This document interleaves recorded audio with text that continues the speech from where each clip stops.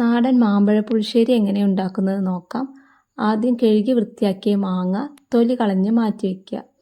ഒരു മൺചട്ടിയിൽ കുറച്ച് വെള്ളം ചൂടാക്കാൻ വയ്ക്കുക. അത് ചൂടായി വരുമ്പോൾ അതിലേക്ക് പഴുത്ത മാങ്ങ ചേർത്ത് നടുകെ കീറിയ മുളകും മഞ്ഞൾപ്പൊടിയും ഉപ്പും ചേർത്ത് വേവിക്കാൻ വയ്ക്കുക. അതിനുശേഷം കുറച്ച് തേങ്ങ അതിലേക്ക് ചെറിയ ജീരകം കൂടി ചേർത്ത് നല്ല കുഴമ്പ് രൂപത്തിൽ അരച്ചെടുക്കുക. ഇത് വെന്ത മാങ്ങയിലേക്ക് ചേർത്ത് നന്നായിട്ട് വേവിക്കാൻ വയ്ക്കുക. ഇതിൻ്റെ കൂടെ കുറച്ച് ശർക്കരപ്പൊടിയും കൂടി ചേർത്ത് വയ്ക്കുക.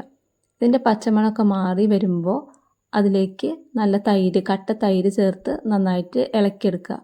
അതിനുശേഷം ഒരു ഇരുമ്പ് ചട്ടിയിൽ കുറച്ച് വെളിച്ചെണ്ണ ഒഴിച്ച് അത് ചൂടായി വരുമ്പോൾ ഉലുവ ചേർത്ത് പൊട്ടിച്ചെടുക്കുക. അതിലേക്ക് വറ്റൽമുളകും കറിവേപ്പിലയും ചേർത്ത് ഈ മാമ്പഴ പുളിശ്ശേരിയിലേക്ക് ചേർത്ത് നന്നായിട്ട് ഇളക്കി കൊടുക്കുക.